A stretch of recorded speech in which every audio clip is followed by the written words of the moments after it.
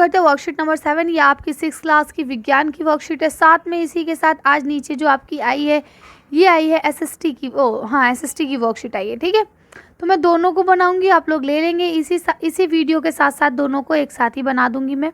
चलिए तो पढ़ना शुरू करते हैं। आज पहले आप लोग इसे अच्छे से लेबल कर लेंगे, वर्कशीट नंबर डाल देंगे, डेट डाल देंगे, सब्जेक्ट, क्लास, अपना नाम और अपने क्लास टीचर का नाम आप लोग लिख लेंगे। आज भी हम लोग भोजन घटक के बारे में ही जानेंगे। अब आज हम दो चीज़ों के बारे में जानेंगे, एक है रेशे और दूसरा है पानी। पोषक तत्वों के अलावा रेशे या फाइबर्स किसी भी स्वस्थ आहार का एक अनिवार्य हिस्सा हैं। यानी रेशे या फिर आपका फाइबर्स जो है ये किसी भी एक हेल्थी इंसान के लिए बहुत ज़्यादा ज़रूरी है। ठीक है, रेशे का मुख्य कार्य यानी कि जो रेशे का मेन काम है कि वो क्या करता है हमारी बॉडी में, दैनिक आहार में वज़न बढ़ाना है। ठीक है, यानी जो हम खाना खाते हैं उसका वज़न बढ़ाना है। हम रेशे को पचा नहीं सकते। यानी कि जो आपने सुना होगा कि मम्मा अक्सर कहती है देखो ये वाले फल रेशेदार हैं, वही कह रहे हैं, जो वो रेशेदार चीज़ें हैं हम उनको आसानी से पचा नहीं सकते, इसीलिए ये मल में वज़न बढ़ाता है।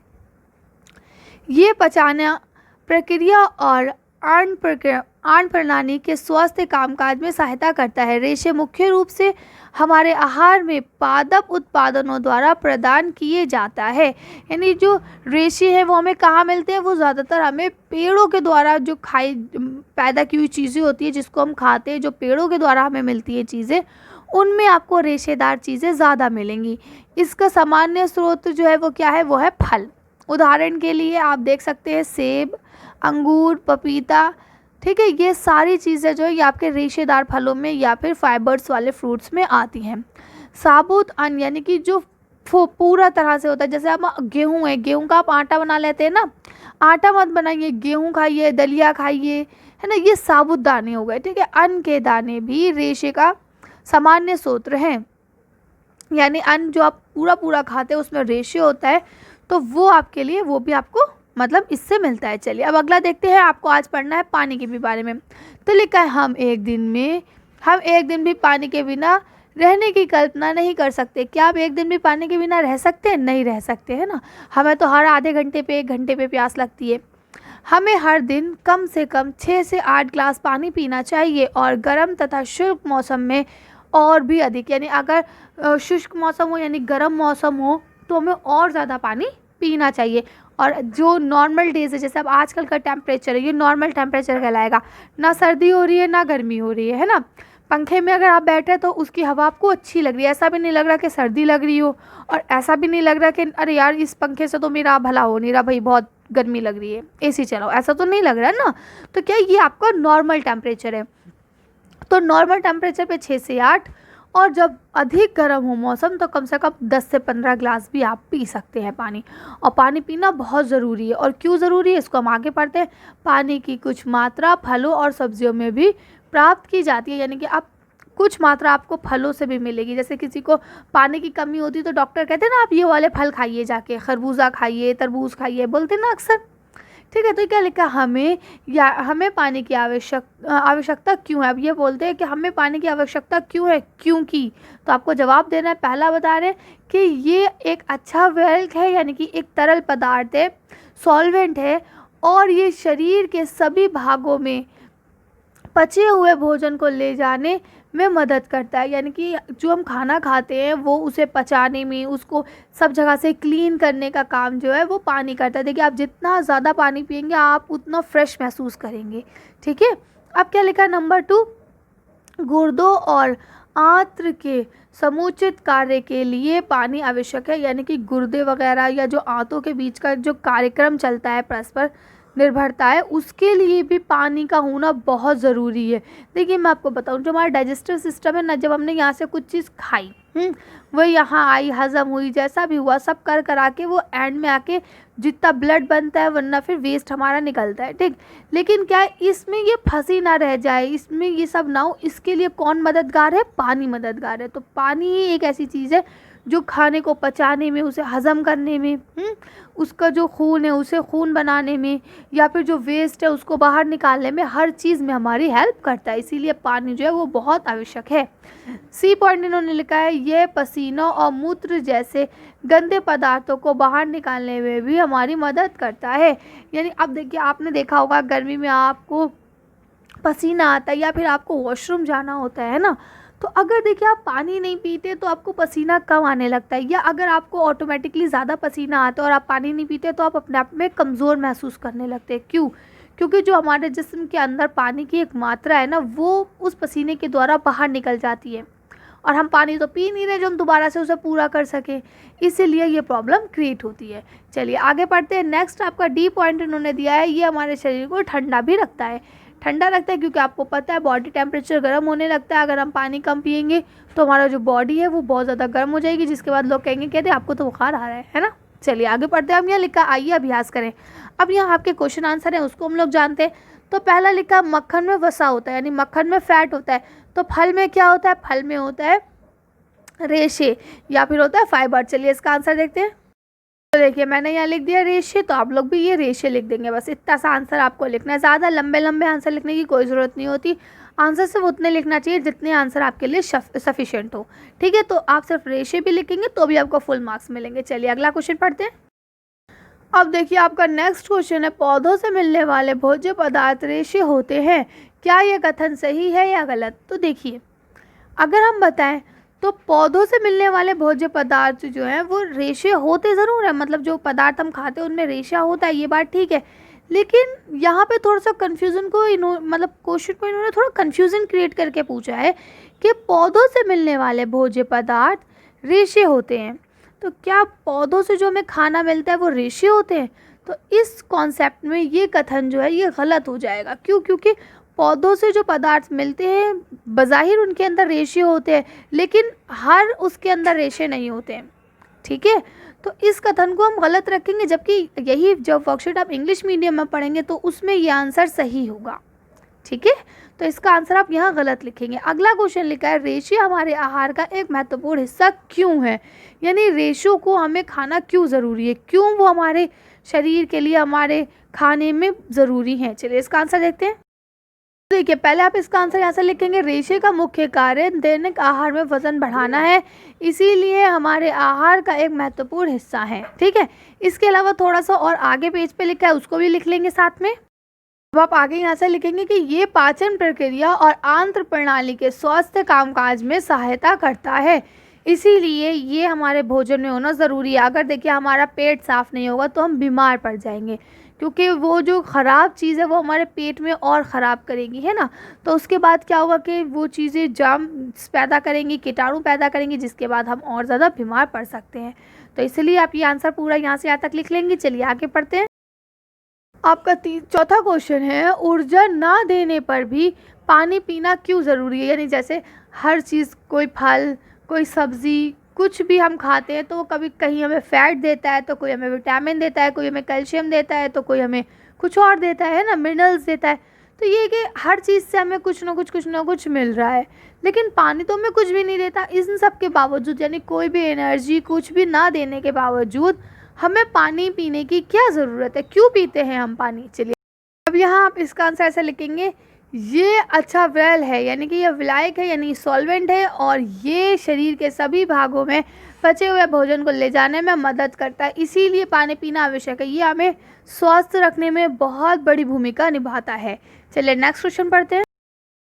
अब देखिए यहाँ आपको रिक्त स्थान दिया गया है। पहला लिखा है पानी एक अच्छा है, क्या है? इसका आंसर मैं आपको एक साथ दिखाऊंगी। ठीक है, तो पहले का आंसर हो गया। दूसरा है हम पानी हमारे शरीर को बनाए रखता है, क्या बनाए रखता है? इसको भी देखेंगे। अगला क्वेश्चन है, पानी हमारे शरीर से गंदगी जैसे 1 और 2 है ना को निकालने में मदद करता है। साबुत अनाज डैश का सामान्य स्रोत है। चलिए अब इसके आंसर से एक साथ देख लेते हैं। आप यहाँ से क्वेश्चन पहले उतार लेंगे और फिर थोड़ा थोड़ा स्पेस छोड़ के अब मैं आपको आंसर दिखाती हूँ। पहले का आंसर लिखेंगे विलायक, दूसरा लिखेंगे ठंडा, तीसरे में 2 ऑप्शन है तो लिखेंगे पसीना और मूत्र के। ठीक है, और इसके बाद क्या लिखा है, के दाने भी रेशे, यानी कि जो फल के साबुत दाने होते हैं वो सब्जियों के या कोई भी अन्न के साबुत दाने जो होते हैं वो भी रेशे का एक बहुत बड़ा स्रोत है। चलिए आगे पढ़ते हैं। तरह से ये वाली वर्कशीट आपकी ख़त्म होती है। अब आपकी शुरू होती है ये एसएसटी की वर्कशीट, ठीक है। ये एसएसटी की वर्कशीट नंबर 7 है। यहाँ पे आपको अपना सब्जेक्ट डाल के अपनी क्लास, अपना नाम, अपने टीचर का नाम और डेट आप लोगों को लिखना है। इसके अलावा कल की जो आपकी वर्कशीट आएगी यानी वर्कशीट डेट 17 की, तो वो वर्कशीट 6 to 8 के बच्चों की सेम होगी, ठीक है। तो मैं एक ही वीडियो डालूँगी, सब लोग उसी से ही कर लेंगे। चलिए तो आगे बढ़ते हैं। आज हम लोग पढ़ेंगे रूढ़िवादी धारणा के बारे में, जो हम लोग पिछले टॉपिक में भी पढ़ चुके हैं। रूढ़िवादी धारणा किसे कहा जाता है? जो पुराने लोगों की थिंकिंग थी, बिना किसी को देखे, बिना किसी को समझे पहले से ही उसका रिजल्ट बता देते थे कि आप तो पास हो या आप तो फेल हो, है ना। उसी कॉन्सेप्ट में कि देखिए जैसे कि यहाँ लिखा है, निम्नलिखित वाक्यों को पढ़ें। अब यहाँ लिखा है पहले नंबर पे, लड़के रोते नहीं हैं। क्या ऐसा सही है? अगला लिखा है, लड़कियां अच्छा खाना बनाती हैं। ज़रूरी है क्या सिर्फ लड़कियां ही अच्छा खाना बना पाएँ, लड़के नहीं बना पाते क्या? तीसरा, लड़कियों को घर का कामकाज आना चाहिए ना कि पढ़ाई। क्या ये ज़रूरी है? अब मुझे तो पढ़ाई आती है ना, मैं भी तो लड़की हूँ। नेक्स्ट क्या है, गांव के लोग अच्छी अंग्रेज़ी नहीं बोल पाते हैं। अब आपके टच में कितने लोग ऐसे होंगे जो गाँव के होंगे और कितनी अच्छी इंग्लिश बोल लेते होंगे? तो ये क्या सही बात है? या लास्ट, दिव्यांग व्यक्तियों। दिव्यांग किसे कहा जाता है? जो हैंडीकैप होते हैं, यानी गॉड ने या भगवान ने या अल्लाह ने उन्हें कोई एक चीज़ नहीं दी होती। मान लिए किसी पास पैर नहीं है, किसी के पास आँख नहीं है, उनको कहा जाता है दिव्यांग व्यक्ति, ठीक है। दिव्यांग व्यक्तियों को अधिक देखभाल की ज़रूरत होती है? बिल्कुल भी नहीं, ये तो बिल्कुल पूरी तरह से गलत है। क्यों? क्योंकि मेरे साथ कॉलेज में इतने बेचारे ऐसे बच्चे पढ़ते थे जो ब्लाइंड थे, ठीक है, बट क्या था कि वो अपना आप सारा क्लास, इधर कॉलेज पूरे में अकेले जाते थे, किसी की वो हेल्प तक नहीं मांगते थे। ये अलग बात है कि अब आप उन्हें छोड़ ही आए, वो उसमें मैटर नहीं करता कि आपने क्या किया, लेकिन उन्होंने कभी आपसे ये नहीं कहा कि आप मुझे छोड़ आए। तो ये जो आपने सारे ऊपर पढ़े हैं ना, ये सारे रूढ़िवादी धारणाएं हैं कि बिना सोचे समझे कुछ भी बोल देना, ठीक है। तो क्या लिखा है कि क्या उपयुक्त वाक्य दे सकते हैं? नहीं, ये सब रूढ़िवादी धारणा के उदाहरण हैं, है ना। तो ये सारी जो है रूढ़िवादी धारणाएं हैं जिस पे पुराने लोग बहुत ज़्यादा मतलब मानते थे। आज के लोग कोई नहीं मानता ऐसा। तो अब क्या लिखा है, हम लगातार ये सुनते रहते हैं कि लड़के ऐसे होते हैं और लड़कियां ऐसी होती हैं। समाज की इन मान्यताओं को हम बिना सोचे समझे मान लेते हैं। यानी बहुत सारे लोग ऐसे होते हैं जो इन सब चीज़ों पे विश्वास कर लेते हैं कि हाँ भाई जो समाज ने कहा वही सही होगा। हम विश्वास कर लेते हैं कि हमारा व्यवहार उनके अनुसार ही होना चाहिए। यानी हम ये भी मान लेते हैं कि जैसा सब कह रहे हैं हमें वैसा ही व्यवहार करना चाहिए। हम सभी लड़कों और लड़कियों को उसी छवि के अनुरूप देखना चाहते हैं। यानी कि समाज की ना एक बहुत गंदी आदत होती है, वो सोचते हैं जैसा मैं हूँ ना, जिसको जैसा मैं बनाना चाह रहा हूँ वो वैसे ही बन के रहे। तो वही चीज़ कह रहे हैं कि अब जब इंसान के दिमाग में डाला जाएगा कि आप लड़के हो आप बहादुर हो, आप लड़की हो आप कमज़ोर हो, तो ये क्या, ये एक रूढ़िवादी धारणा है जिससे जब आपके दिमाग में वो चीज़ डाली जाएगी बार बार बार बार बार बार, तो आप उसी चीज़ को हकीकत मानने लगेंगे और फिर ख़ुद भी वैसे ही बिहेव करने लगेंगे। एग्जाम्पल के तौर पे अब आपको पढ़ाई करना अच्छा नहीं लगता, ठीक है, नहीं लगता ना अच्छा पढ़ाई करना, चलिए ठीक है। अब आपको पढ़ाई करना अच्छा लगता है, यानी चलिए वो तो बात की बात है, लेकिन ये है कि अब अगर आपसे कहा जाए कि तुम्हें पढ़ना है, तुम्हें डॉक्टर या इंजीनियर बनना है और मम्मा पापा रोज़ रात में आपको कहें आपने पढ़ाई की, आपको सिर्फ डॉक्टर बनना है, आप चाहे पढ़ो या ना पढ़ो, अब अगर आप प्यार से नहीं पढ़ोगे तो मैं आपको मार के पढ़ाऊँगा, लेकिन आपको डॉक्टर बनना है, तो इससे क्या होगा, अब आप जो बार बार ये बात सुनते रहेंगे ना मम्मी की या पापा की, तो फिर आपका क्या दिमाग होगा, फिर आपको लगेगा नहीं जी नहीं, अब तो मुझे डॉक्टर ही बनना है। और फिर आप उसी के हिसाब से पढ़ाई करना शुरू कर देंगे। तो क्या, जब कोई बात आपको बार बार कही जाती है तो फिर आपके दिमाग में वो बात अपनी जगह बना लेती है और उसके बाद फिर आप ये सोचने लगते हैं कि बस यही सही है, बाकी सब चीज़ें गलत है, ठीक है। तो यही चीज़ है, उसी चीज़ को समाज हमें बार बार दिखाता है और हम वही चीज़ को हकीकत मान के बैठ जाते हैं, ठीक है। अब यहाँ क्या लिखा है, जब हम सभी लोगों को एक ही छवि में बांध देते हैं या उनके बारे में पक्की धारणा बना लेते हैं तो उसे रूढ़िवादी धारणा कहते हैं। यानी अब देखिए, ज़रूरी नहीं है कि हर लड़की ताकतवर हो, लेकिन कुछ लड़कियां बहुत ताकतवर होती हैं, है ना। तो क्या है, अब हमने कह दिया नहीं सारी लड़कियां ही कमज़ोर हैं, तो क्या हमने सबको एक ही छवि में बांध दिया, सबकी हमने एक ही छवि बनाई कि लड़कियाँ कमज़ोर हैं, या हमने कह दिया ठीक है सारे लड़के ताकतवर है। अब कुछ लड़के तो डरपोक भी होते हैं ना, जो ज़रा सी बात पे रोने भी लगते हैं। तो क्या है, यहाँ पे कॉन्सेप्ट ये है, कहने का मतलब कि हमें सबको एक ही छवि में नहीं बांधना चाहिए। सबको गॉड ने अलग अलग बनाया, सबका अलग अलग नेचर है, सबका हर चीज़ का स्टाइल अलग अलग है। अब आप देखिए, यही वीडियो अलग अलग लोग बना रहे हैं, लेकिन हो सकता है मेरा उनसे पढ़ाने का अलग स्टाइल हो, और हो सकता है आपको मेरा ही स्टाइल पसंद आ रहा हो, या हो सकता है मेरा स्टाइल बहुत बुरा हो, आपको किसी और का स्टाइल पसंद आ रहा हो, है ना। तो क्या सबको गॉड ने अलग अलग पावर दी है ना, जिसे हम कहते हैं सुपर नेचुरल पावर, जो सिर्फ हमारी है और हमारे पास ही रहती है। अब आगे क्या लिखा है, इस प्रकार की धारणा हमें प्रत्येक इंसान को एक अनोखी और अलग व्यक्ति की तरह देखने से रोकती है। यानी कि अब हम क्या, जब हमारे दिमाग में पहले से ही ये बात होगी ना कि लड़के सारे ताकतवर होते हैं, तो अब हम उसको और किसी वे में देख ही नहीं पाएंगे। या अगर हमसे ये कहा जाए लड़कियां सारी कमज़ोर हैं, तो फिर हम उन्हें नहीं देख पाएंगे कि उन्हें कुश्ती आती है, या वो हॉकी खेल सकती है, या वो बैडमिंटन खेल सकती है। फिर हम देख ही नहीं पाएंगे उनकी अलग क्वालिटीज़। हम नहीं देख पाते कि उस व्यक्ति के अपने कुछ खास गुण या क्षमताएं हैं जो दूसरों से अलग हैं। आगे वही बात। तो इस तरह से इसे हम क्या कहते हैं, रूढ़िवादी सभ्यता कहते हैं। अब यह पहला क्वेश्चन आपको दिया गया है, निम्नलिखित शब्दों को देखें और उनसे जुड़ी रूढ़िवादी धारणाओं का उदाहरण दें। पश्चिमी कपड़े यानी वेस्टर्न ड्रेसेस, गाँव वाले यानी विलेजर्स, और विदेशी यानी कि फॉरेनर्स। अब इनके ऊपर आपको 3 उदाहरण देने हैं जो रूढ़िवादी लोग मानते हैं। चलिए इसका आंसर देखते हैं। देखिए, अब आप इसका पहले वाले जो है ना, पश्चिमी कपड़े है ना, वेस्टर्न ड्रेसेस, तो आप लिख दिए हिंदुस्तानी लड़कियों को पश्चिमी कपड़े नहीं पहनना चाहिए। ये रूढ़िवादी सभ्यता है ना, हम आज की बात नहीं कर रहे, हम रूढ़िवादी बात कर रहे हैं। अगला क्वेश्चन आपका था क्या कि गांव के लोग है ना, तो हम क्या लिखेंगे, गांव वाले अपनी सेहत का ख्याल नहीं रखते हैं, तो ये भी गलत है। ठीक है। तीसरा क्या है, विदेशी लोगों पर भरोसा नहीं करना चाहिए। ठीक है, ये भी फिर ये सब रूढ़िवादी भावनाएं हैं। चलिए, तो आप लोग इसे साफ साफ राइटिंग में लिख लेंगे। अगर कुछ समझ में नहीं आती तो आप लोग मुझे कमेंट्स कर सकते हैं। चलिए अगला क्वेश्चन पढ़ते हैं। अब आपका यहाँ दूसरा क्वेश्चन है, लड़के और लड़कियों से जुड़ी किन्हीं 4 रूढ़िवादी धारणाओं का बयान कीजिए या उन्होंने लिखी है। अब देखिए, यहाँ लड़का बना है, इसकी 4 रूढ़िवादी धारणाएं क्या हैं, और ये लड़की बनी है, इसकी 4 रूढ़िवादी धारणाएं क्या हैं। इनको हम एक साथ देखते हैं। चलिए, पहले लड़के की देखेंगे, फिर लड़की की देखेंगे। देखिए, तो अब आप इसका आंसर यहाँ से आराम से लिख सकते हैं कि पहला हमने लिख दिया, 4 बोले उन्होंने, लड़के बहुत ताकतवर होते हैं। ठीक है। दूसरा, लड़कों को घर का काम नहीं करना चाहिए।